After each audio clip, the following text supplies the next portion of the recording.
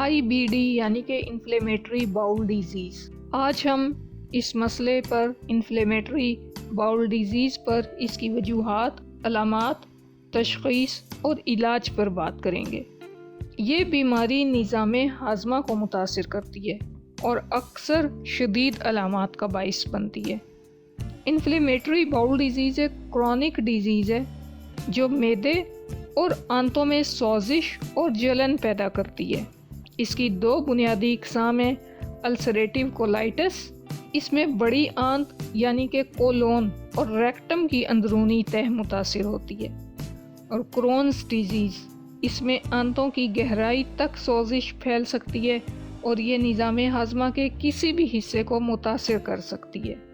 تو اگر ہم انفلیمیٹری باؤل ڈیزیز کی بات کریں تو ڈیپینڈ آن دا لوکیشن اس کو السریٹیو کولائٹس میں یا کرونز ڈیزیز میں ڈیوائیڈ کیا جا سکتا ہے۔ اب IBD کیسے پیدا ہوتی ہے؟ تو ہمارے جسم کا مدافعتی نظام عام طور پر نقصان دہ جراثیم کے خلاف کام کرتا ہے، لیکن IBD میں جسم کا مدافعتی نظام، جسم کا امیون سسٹم اپنے ہی ڈائجسٹو سسٹم پر حملہ آور ہو جاتا ہے، اپنے ہی نظام ہاضمہ پر حملہ آور ہو جاتا ہے۔ کیوں ہوتا ہے؟ تو اس کی ڈیفرنٹ وجوہات ہیں۔ جینیٹکس آ جاتی ہے سب سے پہلے۔ اگر خاندان میں کسی کو IBD ہو، بڑوں میں کسی کو IBD ہو، تو بچوں میں اس کے ہونے کے امکانات بڑھ جاتے ہیں۔ پھر انوائرمنٹل فیکٹرز بہت زیادہ آج کل اس طرح کے مسائل پیدا کر رہے ہیں۔ مخصوص غذاؤں، پولوٹینٹس یا آنتوں کی پرانی بیماریوں کی وجہ سے یہ مرض پیدا ہو سکتا ہے۔ پھر مدافعتی نظام کی خرابی، امیون سسٹم کی خرابی۔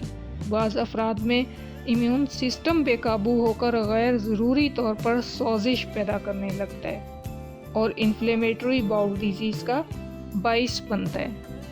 اگر ہم علامات کی بات کریں تو انفلیمیٹری باؤل ڈیزیز کی علامات مختلف افراد میں مختلف ہو سکتی ہیں، لیکن جو علامات کامن ہیں ان میں مسلسل اور شدید ڈائریا یعنی کہ دست، پیٹ میں درد اور اینٹھن، وزن میں کمی اور کمزوری، خون آلود پاخانہ، بخار اور تھکن، بھوک میں کمی جیسی علامات کامن دیکھی گئی ہیں۔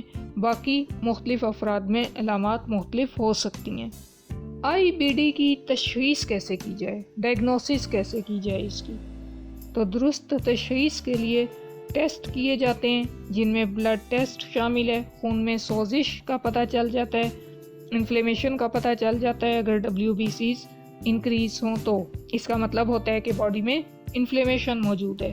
سٹول ٹیسٹ سے پخانے میں خون یا جراثیم کی موجودگی چیک کی جاتی ہے۔ کولونوسکوپی کرا لی جاتی ہے، ایک کیمرے کی مدد سے آنتوں کے اندرونی حالات دیکھے جاتے ہیں۔ پھر MIR یا CT اسکین سے سوزش کی شدت معلوم کی جاتی ہے۔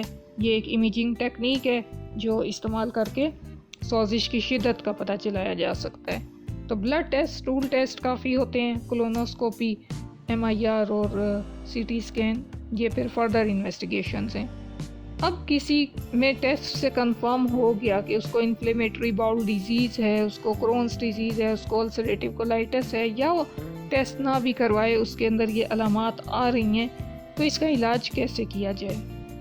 IBD کا کوئی مستقل علاج نہیں ہے، کیونکہ یہ طرز زندگی پر ڈیپینڈ کرتا ہے۔ اگر آپ پولوٹینٹ آپ کی خوراک میں شامل ہو رہے ہیں، کوئی انوائرمنٹل فیکٹرز ایسے ہیں، کوئی ڈائٹری ہیبٹس ایسی ہیں، اسٹریس ٹینشن کا اثر بھی ہوتا ہے، کہ جب تک رسک فیکٹر کو اوورکم نہ کیا جائے IBD سے نجات پانا مشکل ہوتا ہے۔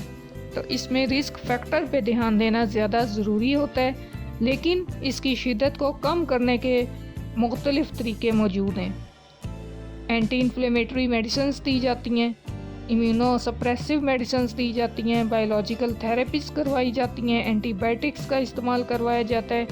اگر ہومیوپیتھک سسٹم آف ٹریٹمنٹ کی بات کروں تو ڈیفرنٹ میڈیسنز استعمال کی جا سکتی ہیں انڈیویجویلٹی کے اوپر، ڈیفرنٹ پرسنز میں ان کے رسک فیکٹر کو بیس بنا کر، ان کے سیٹ آف سمٹمز کو بیس بنا کر میڈیسنز دی جاتی ہیں۔ پھر اس کی سویرٹی کتنی ہو چکی ہوئی ہے ڈیزیز کی، اس کو بیس بنا کے میڈیسنز دی جاتی ہیں، اور یہ میڈیسنز فائدہ مند ثابت ہوتی ہیں۔ لیکن میڈیسنز کے ساتھ ساتھ چاہے کسی بھی سسٹم آف ٹریٹمنٹ کی میڈیسنز ہوں، میڈیسنز کے ساتھ ساتھ غذا اور طرز زندگی میں تبدیلی ضروری ہے۔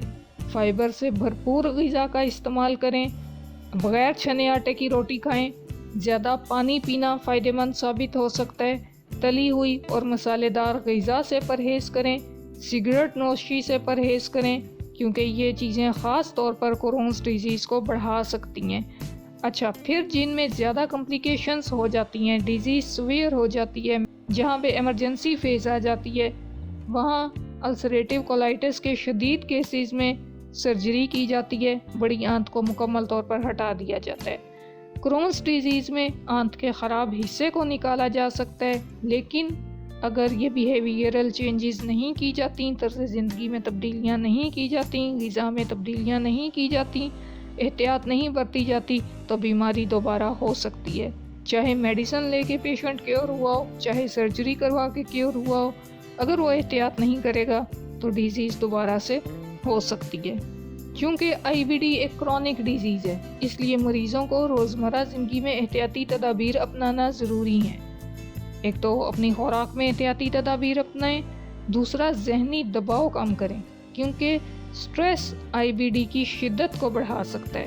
ورزش کریں، ہلکی پھلکی ورزش نظام ہاضمہ کو بہتر بناتی ہے۔ نیند پوری کریں، نیند کی کمی بیماری کو بڑھا سکتی ہے۔ تو یہ چھوٹی چھوٹی چینجز بڑے اثرات ڈالتی ہیں۔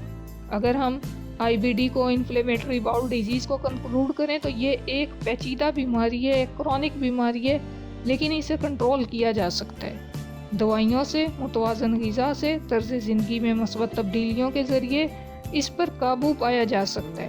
اگر آپ یا آپ کے قریبی فرد کو آئی بی ڈی کی علامت محسوس ہو رہی ہیں تو بروقت ڈاکٹر سے رجوع کریں، احتیاطی تدابیر اپنائیں تاکہ کمپلیکیشن سے بچا جا سکے۔